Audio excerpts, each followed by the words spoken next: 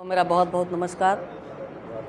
काशी से पधारे हमारे पूर्व मंत्री और बनारस के यशस्वी विधायक आदरणीय नीलकंठ जी तिवारी जी, हमारे क्षेत्रीय महामंत्री महोदय, हमारे दो सम्मानित पूर्व विधायक श्रीमान चौधरी जी, आदरणीय डॉक्टर साहब, और मछली शहर के सुयोग्य हमारे जिला अध्यक्ष, आप सभी को धन्यवाद देना चाहती हूँ कि आज आप लोगों ने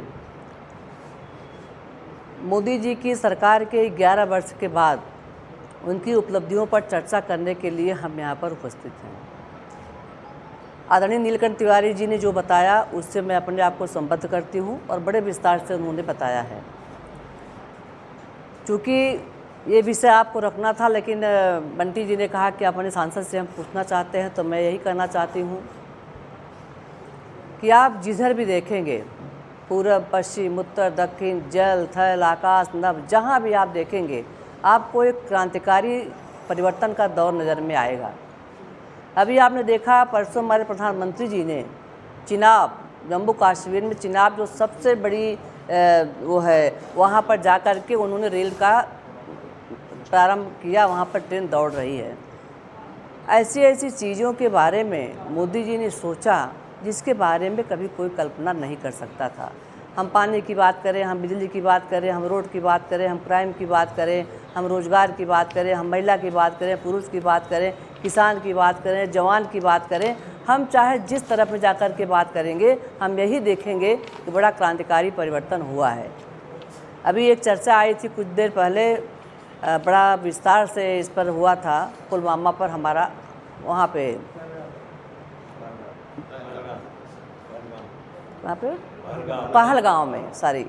पहलगांव का जो अटैक हुआ था, जिस तरह से हमारे निहत्थे दर्शन में पर्यटन वालों को मारा गया था, उसको देख कर के पूरे हिंदुस्तान में बिल्कुल एक ज्वाला सी फूट पड़ी थी और हर देशवासी बड़ी मजबूती के साथ देश के साथ खड़ा था।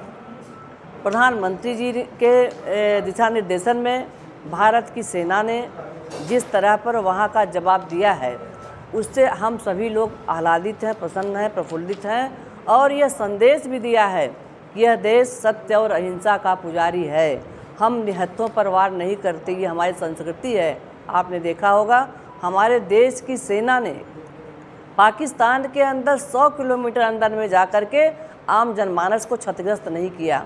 हमारे देश की सेना ने उनके आतंकवादी ठिकानों को नेस्तनाबूद किया है, जहां पर आतंकवाद भी पैदा किए जाते थे। इतना ही नहीं, मोदी जी ने साफ शब्दों में कह दिया, अगर आप कुछ भी करोगे तो इस तरह से हम आपके ऊपर वार करते रहेंगे।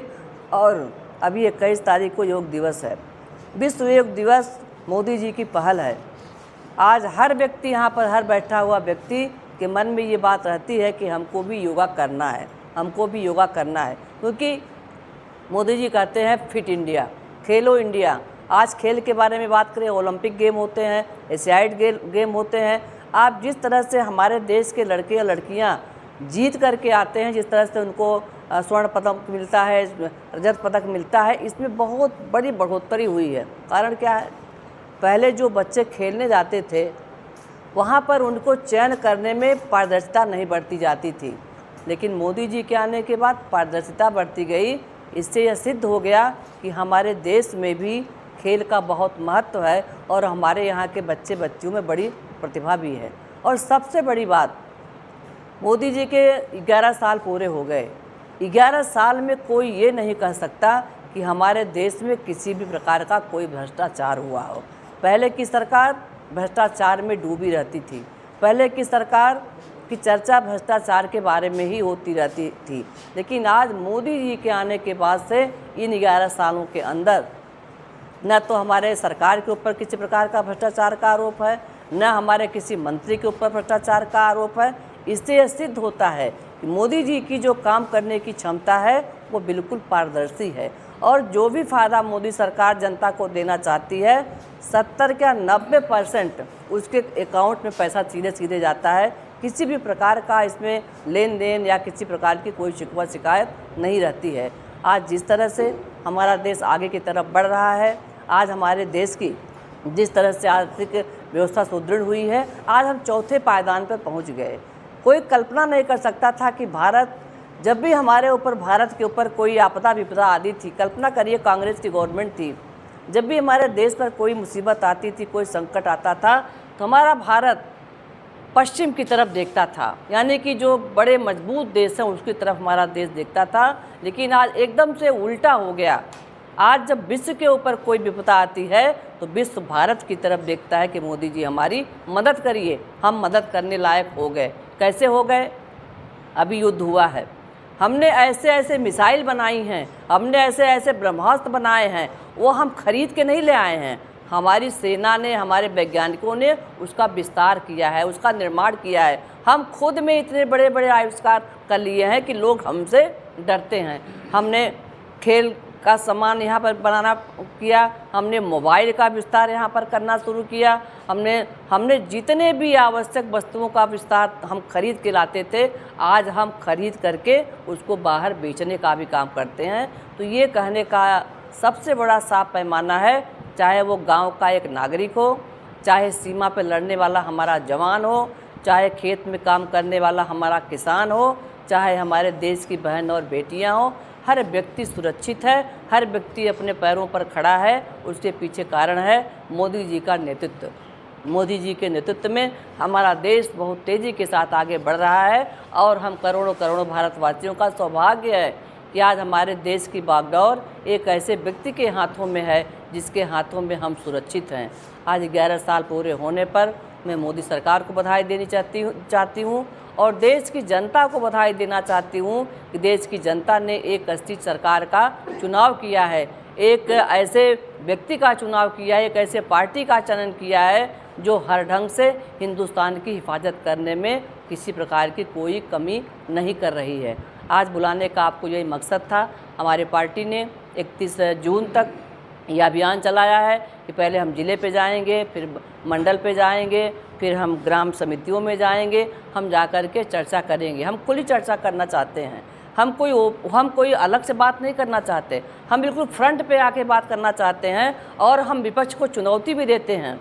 आप मेरे ऊपर भ्रष्टाचार का आरोप बताइए, हमने पानी की व्यवस्था ना करी हो उसकी बात बताइए, हमने बिजली न दिया हो उसकी बात बताइए, हमने हाईवे न दिया हो उसकी बात बताइए, हमने क्राइम पे कंट्रोल न किया हो तो उसकी बात बताइए, हमने रोज़गार न दिया हो उसकी बात बताइए। हमने हर क्षेत्रों में जितने भी क्षेत्र हो सकते हैं, मोदी सरकार ने हर क्षेत्रों के बारे में संज्ञान में लेकर के उस पर काम करने का काम किया है। आज आपको बुलाने का यही मकसद है और मैं आप लोगों को बड़े अच्छे मन से ये कहना चाहती हूँ, आप पत्रकारों को भी आज़ादी मिली है। हमको याद है पहले पत्रकारों के ऊपर भी कितना संकट रहता था, आप सही खबर नहीं निकाल सकते थे। लेकिन आज कोई दिक्कत है आपको, आप चाहे जो छापिए, आप चाहे जो लिखिए, लेकिन मैं जानती हूँ आप गलत क्यों लिखेंगे। आप भी तो देख रहे हैं, आप भी तो समाज के एक स्तंभ हैं। आपको भी तो इसी हिंदुस्तान में रह कर के अच्छी बातें बुरी बातों का प्रकाशन आप करते हैं।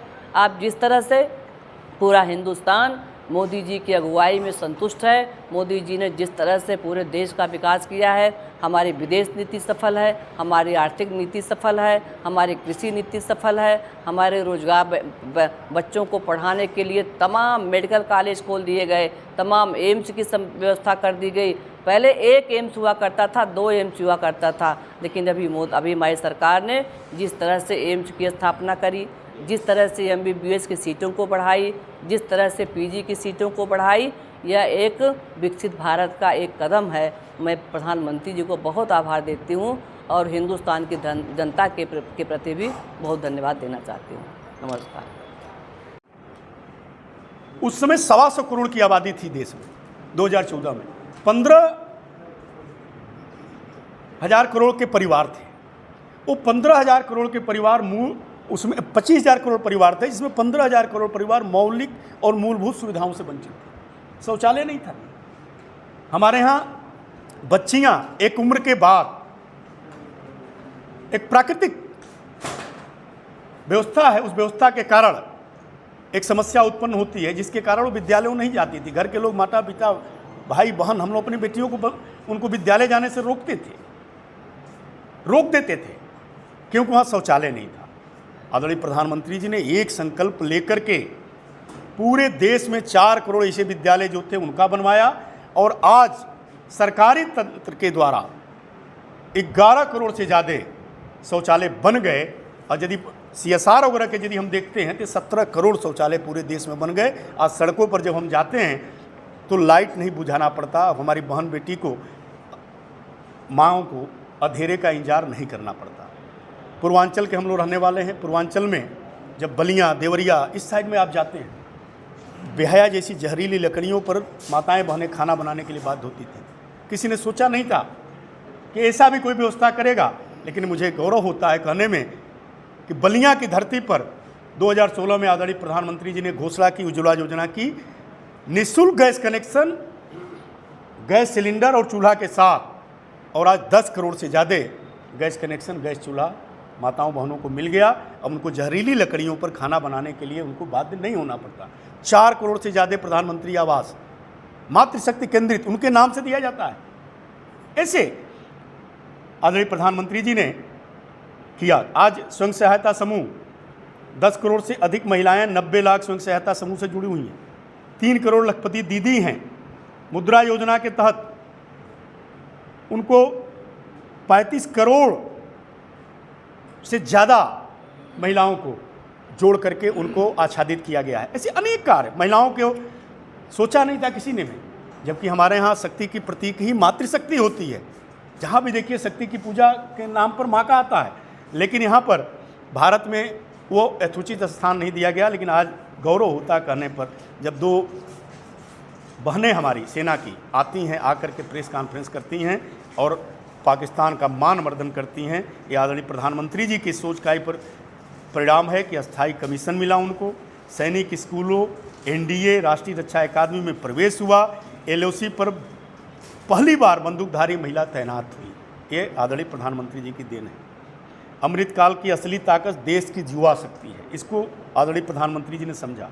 सरकार की नई शिक्षा नीति 2020 में शिक्षा क्षेत्र में बदलाव ला रही। क्या जब शिक्षा नीति जो हमारी चल रही थी, PhD कर लिए, करते गए, पढ़ने के बाद एक सरकारी नौकरी का रट लगा करके आदमी काम करता था, एक सीमा थी। लेकिन आदरणीय प्रधानमंत्री जी ने कहा नहीं, आपको लगता है कि आप अच्छा कर सकते हैं दूसरे ब्रांच में, तो शिक्षा के एक स्टेज पर आप बदल सकते हैं ब्रांच को। ये व्यवस्था किया। साथ ही साथ शिक्षा को स्किल से जोड़ा। हमारे यहाँ स्किल डेवलपमेंट के कार्यक्रम शून्य से थे, किसी ने प्रारंभ नहीं किया था। आदरणीय प्रधानमंत्री जी के आने के बाद आपको एक चीज़ और बताएं, बीच में जितने भी विकसित देश हैं, जापान हो, अमेरिका हो, जितने भी हैं, सभी देशों का जो मौलिक आधार है विकास का, वह उनकी कौशल विकास की, स्किल डेवलपमेंट की स्कीम्स हैं। कहीं 2000 हैं, कहीं 3000 हैं। चाइना जैसे देश में 1000 से ऊपर की स्किल डेवलपमेंट की स्कीम चलाए जाते हैं। हमारे यहाँ स्किल डेवलपमेंट था ही नहीं, कोई कार्यक्रम ही नहीं था। लेकिन आज गौरव होता है कहने में कि स्किल डेवलपमेंट के कार्यक्रम चला करके प्रधानमंत्री जी ने प्रत्येक युवा को उससे जोड़ा और जोड़ करके उसको पुष्ट करने के लिए मुद्रा बैंक योजना का एक अभियान लिया। स्टैंड अप, स्टार्टअप, ऐसे अनेक अभियान लेकर के ऐसे हमारे नौजवान को जो रोजगार के लिए ठोकर खाता था, आज रोजगार प्रदाता बना करके 14 करोड़ से ज़्यादा ऐसे नौजवानों ने लोन लिया, जिसमें से 8 करोड़ से ज़्यादा छोटे मोटे अपने बड़े इनोवेशन पर बने छोटे मोटे इंडस्ट्री, अपना उद्योग प्रारंभ किया, आज रोजगार देते हैं। आयुष्मान योजना पर आपसे चर्चा कर लिया मैंने। सभी के लिए किफ़ायती स्वास्थ्य सुविधाएं सुनिश्चित करने के लिए 10 उच्च फोकस वाले राज्यों में 17,450 से अधिक ग्रामीण स्वास्थ्य एवं कल्याण केंद्र और सभी राज्यों में 11,000 से अधिक शहरी स्वास्थ्य और वेलनेस केंद्र स्थापित किए गए। आज ये भी गौरव होता है कहने में कि आज पहले एम्स हम लोग सुनते थे कि दिल्ली, आज एम्स हमारे पूरे भारत में 23 हो गए। ये आदरणीय प्रधानमंत्री जी का सोच है। 11 साल में एक किया है, यह केवल कहा नहीं है, किया है। देश के प्रत्येक कोने में, चाहे कश्मीर हो, चाहे पूर्वोत्तर राज्य हो, हर राज्यों के विकास को लेकर के आदरणीय प्रधानमंत्री जी ने सकारात्मक भाव लेकर के कार्य किया है। देश के इतिहास में मोदी सरकार का यह कार्यकाल स्वर्णिम अक्षरों में लिखा जाएगा। यह कार्यकाल विकसित भारत, आत्मनिर्भर भारत के संकल्प की सिद्धि का स्वर्णिम काल बन रहा है। किसी की हिम्मत नहीं हुई कहने की कि हम भारत को विकसित करेंगे, कोई सोच नहीं सकता था। आत्मनिर्भर करेंगे, कोई सोच नहीं सकता था। हम दूसरे पर आश्रित रहने के लिए बाध्य हो गए थे। अपने नेतृत्व के कारण, लेकिन आत्मनिर्भर के बारे में भी सोचते हैं, आत्मनिर्भर हो भी रहे हैं, विकसित भारत भी करेंगे, डेट भी तय किया है और जो संकल्प लिया है संकल्प को सिद्धि को लेकर करने के लिए आगे बढ़ रहे हैं। 11 वर्षों की यह यात्रा मोदी जी ने अकेले नहीं बल्कि खुद को तपाकर 140 करोड़ देशवासियों के परिश्रम, त्याग और सपनों को साथ लेकर के किया है। मोदी जी की सरकार का कालखंड भारत के भविष्य के लिए एक मजबूत नींव रखने का कार्यकाल है। 11 साल के निरंतर जारी सफ़र को एक प्रेस कॉन्फ्रेंस में तो नहीं समझाया जा सकता, लेकिन उनके सोच को कुछ शब्दों में जहाँ तक मैं समझता हूँ बताया जा सकता है, और जो कहते भी हैं कि जहाँ तकनीकी है वहाँ तरक्की है, जहाँ भाजपा सरकार है वहाँ गरीबों का कल्याण है, शासन अब सेवा है, सरकार अब सहभागी है, सुशासन अब हमारी संस्कृति है। सुशासन को लेकर के अत्यंत सजग आदरणीय प्रधानमंत्री जी रहते हैं। 11 वर्षों में भारत को विकसित बनाने का अमृत काल का जो शुरुआत किया गया है यह अद्भुत है। 2014 से पहले हमारी सोच थी कि काम कैसे होगा, ये नहीं हो पाएगा, ये हो ही नहीं सकता, जबकि आज की सोच है ये होगा, जरूर होगा। क्यों नहीं होगा? इसलिए होगा कि मोदी हैं तो मुमकिन है, यह पूरा सभी लोग कहते हैं। मोदी सरकार देश की राजनीति में पॉलिटिक्स ऑफ परफॉर्मेंस को लेकर के आई है। आज हम जो शिलान्यास करते हैं उसका लोकार्पण का तिथि तय करते हैं, और लोकार्पण भी करते हैं, छोटी चीज़ हो या बड़ी चीज़ हो, बड़ी से बड़ी चीज़ हो, किसी को छोड़ा नहीं।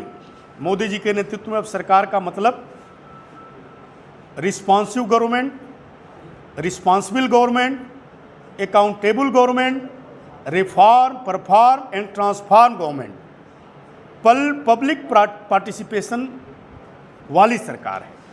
2014 के पहले के भारत में भ्रष्टाचार, घोटाला मैंने बताया आपको। पहले सरकारी योजनाओं में पैसे लोगों तक नहीं पहुंचते थे, पहले इलाज के लिए सोचना पड़ता था, पहले हम इंपोर्ट पर आश्रित थे। आज मेक इन इंडिया के ताकत से एक्सपोर्ट में लीड कर रहे हैं वही कंपनियां हैं। विदेशी कंपनियों को मैंने कहा बनाओ आकर के यहाँ पर, हमारे नौजवानों को रोजगार दो। पहले हम दुनिया की अस्थिर अर्थव्यवस्था में आते थे, आज दुनिया में मंदी चलती है, भारत आगे बढ़ता है, भारत में मंदी का प्रभाव नहीं पड़ता। यह भारत का स्वरूप आदरणीय प्रधानमंत्री जी ने गढ़ा है। आज प्रधानमंत्री जी के नेतृत्व में देश सशक्त निर्णय लेने में सक्षम हो रहा है। 11 वर्ष तब पूरे हुए, अभी आपने चर्चा की, आपसे चर्चा की, ऑपरेशन सिंदूर का डंका पूरे विश्व में बज रहा है। एक विषय यहाँ पर आता है, टीवी पर भी चर्चा में आता है, बार बार भी आता है, आप लोग भी पूछ सकते हैं, पहले ही मैं बता देता हूँ। ऑपरेशन सिंदूर में कुछ न जानकार विपक्ष के नेता वो लगातार कहते हैं कि मोदी जी ने इतना भ्रमण किया, इतना चारों तरफ गए, लेकिन कोई देश स्पष्ट नहीं कहा कि मोदी जी के साथ है। ये सामान्य व्यवहार है। जब कोई मारता है तो मारने वाले के खिलाफ न बोलना ही उसका साथ है। पूरे विश्व में किसी देश ने नहीं बोला कि भारत ने मार करके गलत किया। मार खाने वाले के साथ तो वैसे भी स्वाभाविक रूप से एक दो लोग खड़े हो जाते हैं, लेकिन उस स्थिति में भी विश्व का एक दो देश छोड़ करके कोई खड़ा नहीं हुआ, और संपूर्ण विश्व भारत के द्वारा किए गए कार्यों को, आतंकवादी अड्डों को नाश करने के लिए जो भारत ने किया, उनके जो 12 में से 11 एयरफोर्स के सेंटर को तोड़ा, उसको जस्टिफाई करता है पूरा विश्व। तो यह विषय जरूर क्लियर होना चाहिए कि आज भारत इस स्थिति में है कि पूरा विश्व उसके कार्यों को जस्टिफाई करता है, न बोल करके। आज एक विषय और आता है, गरीबी। 27 करोड़ से ज़्यादा लोग गरीबी रेखा से बाहर आए हैं। ये हम नहीं कह रहे हैं, ये हम नहीं कर, इंडिपेंडेंट डाटा ने कहा, इंडिपेंडेंट जो सांख्यिकी गणना है उसने कहा कि 27 करोड़ से ज़्यादा लोग गरीबी की रेखा से ऊपर आए। मोदी जी ने कहा था कि मेरा सपना है कि भारत का गरीब सिर्फ आंकड़ों में न हो, बल्कि नीति निर्माण का केंद्र बने। और आज हम देख सकते हैं केंद्र सरकार की योजनाओं में गरीब केंद्र बिंदु में है, जैसे पीएम गरीब कल्याण अन्न योजना, स्वच्छ भारत मिशन, उज्ज्वला योजना, पीएम आवास, जल जीवन मिशन।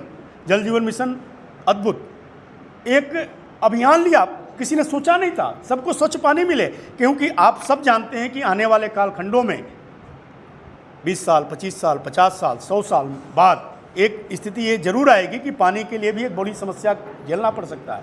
उसको आगे से सोचते हुए हर घर नल योजना आदरणीय प्रधानमंत्री जी ने ला करके रखा।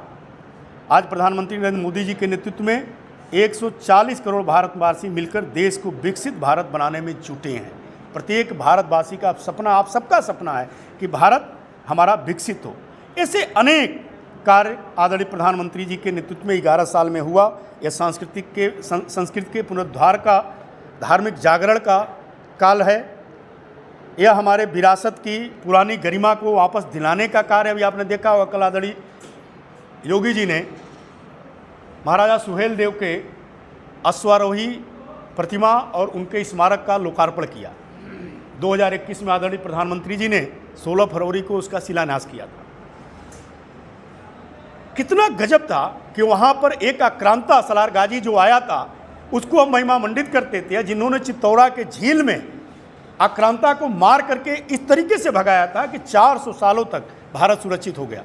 उस महाराजा सुहेलदेव पर कोई वहाँ पर कार्यक्रम नहीं चल रहे थे, लेकिन आदरणीय प्रधानमंत्री जी की प्रेरणा मार्गदर्शन में, उनके नेतृत्व में आज यह स्मारक बन करके तैयार होगा। वहाँ मेला लगेगा, वहाँ पर बहुत बड़ी एक आर्थिक संरचना का भी वो केंद्र बन रहा है।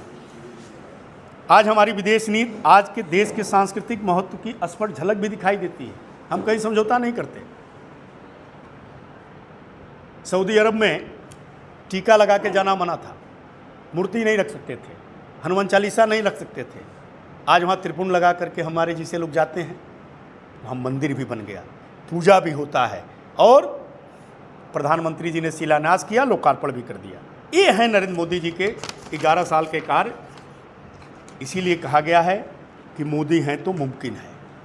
इसीलिए कहा गया है कि अब राजनीति वादों की नहीं, प्रदर्शन की संस्कृति पर टिकी है। विरासत भी विकास भी, सांस्कृतिक धरोहर और आधुनिकता का समन्वय, युगानुकूल देशानुकूल, जो हमारा प्रारंभ से एकात्म मानव दर्शन का मूल रहा है, पंडित दीनदयाल उपाध्याय जी ने दिया। उसके पहले हमारे जो वैचारिक अधिष्ठान है वहाँ से आया। उस एकात्म मानववाद के दर्शन का यही मूल है, युगानुकूल देशानुकूल, देशानुकूल युगानुकूल।